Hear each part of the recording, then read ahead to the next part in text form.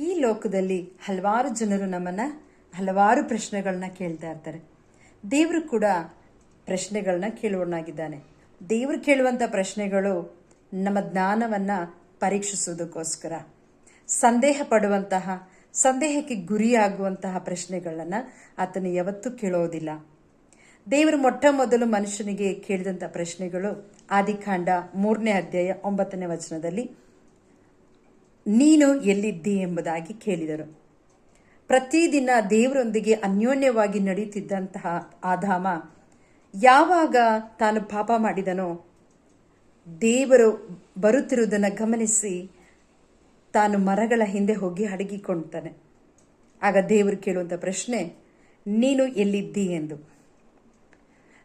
ಯಾವಾಗ ಪಾಪ ಮಾಡಿದನೋ ತಾನು ದೇವರೊಂದಿಗೆ ಮಾತಾಡಲು ಭಯಪಟ್ಟನು.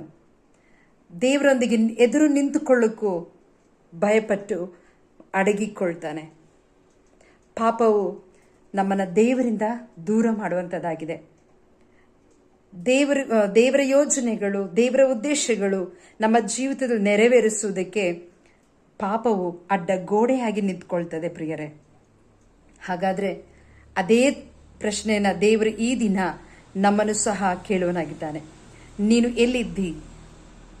ಒಂದು ಸಾರಿ ನಮ್ಮನ್ನು ನಾವು ಪರೀಕ್ಷಿಸಿಕೊಂಡು, ನಮ್ಮನ್ನು ನಾವು ತಿಳಿದುಕೊಂಡು ಕರ್ತನಿಗೆ ಒಪ್ಪಿಸಿಕೊಡುವುದಾದರೆ ಖಂಡಿತ ಆತನು ನಮ್ಮನ್ನು ಬಿಟ್ಟು ಬಿಡುವವನಲ್ಲ. ತಪ್ಪು ಮಾಡಿದರೂ ಸಹ ಆದಾಮನನ್ನು ನೀನು ಎಲ್ಲಿದ್ದಿ ಎಂದು ಕೇಳಿ ಆತನು ಎಂದಿಗೂ ಬಿಟ್ಟು ಬಿಡಲಿಲ್ಲ.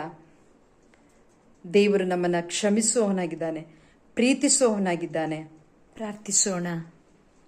ಪರಲೋಕದ ತಂದೆಯೇ, ಆದಾಮನನ್ನು ಹುಡುಕಿ ಎಲ್ಲಿದ್ದಿ ಎಂದು ಕೇಳಿದಿ. ತಪ್ಪುಗಳ ನಡುವೆ ಅಡಗಿಕೊಂಡಿದ್ರೂ ಸಹ ಆತನನ್ನು ನೀನು ಬಿಟ್ಟು ಬಿಡಲಿಲ್ಲ. ಯೇಸುವೆ, ನಾವು ಕೂಡ ಅನೇಕ ಬಾರಿ ನಿನ್ನಿಂದ ದೂರವಾಗಿ ನಮ್ಮ ಇಚ್ಛೆಯಲ್ಲಿ ನಡೆದಿದ್ದರೂ ನೀನು ನಮ್ಮನ್ನು ಹುಡುಕುತ್ತಲೇ ಇದ್ದಿ. ನೀನು ಕರೆಯುವಂಥ ಆ ನಿನ್ನ ಸ್ವರಕ್ಕೆ ನಮ್ಮ ಹೃದಯವು ನಮಗೆ ತಟ್ಟುತ್ತಾ ಇದೆ. ನಾವು ತಪ್ಪು ಮಾಡಿದ್ದೇವೆ, ನನ್ನ ಬಲಹೀನತೆಯನ್ನು ನಾವೇ ಒಪ್ಪಿಕೊಳ್ತೇವೆ. ನಮ್ಮನ್ನು ಕ್ಷಮಿಸಯ್ಯ. ನಿನ್ನ ಕ್ಷಮೆಯೊಳಗೆ ಅಡಗಿಸು, ನಮ್ಮನ್ನು ಪುನಃ ಉಜ್ಜೀವನಗೊಳಿಸು. ಯೇಸುವಿನ ನಾಮದಲ್ಲಿ ಪ್ರಾರ್ಥಿಸಿಕೊಳ್ತೇವೆ ತಂದೆಯೇ, ಆಮೇನ್.